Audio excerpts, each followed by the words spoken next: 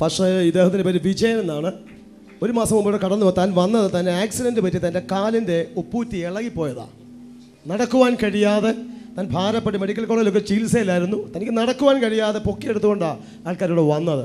Pastor പ്രാർത്ഥിച്ചു, on the സ്പോട്ടിൽ കർത്താവ് സൗഖ്യം കൊടുത്തു. ഇപ്പോൾ പൂർണ്ണമായി നടക്കാം. എന്തുവായിരുന്നു കാലിന് സംഭവിച്ചത്? നേരത്തെ പണി കഴിഞ്ഞ് വരുന്ന സമയത്ത് ഒരാളുടെ ബൈക്കിൽ കയറി ഇരുന്ന് ശരിക്കും ഇരിക്കാൻ ശ്രമിക്കുമ്പോൾ സൈലൻസിൽ ചവിട്ടുകയാണ് ചെയ്തത്. ആ സമയത്ത് ചെരുപ്പ് ഇങ്ങനെ ചിറക്കിയിട്ട് തെന്നി ഈ വീലിൻ്റെ ഇടയ്ക്കാവുകയാണ് ചെയ്തത്. അതിൽ ഈ ഉപ്പൂറ്റി അങ്ങ് ഇളകിപ്പോയി.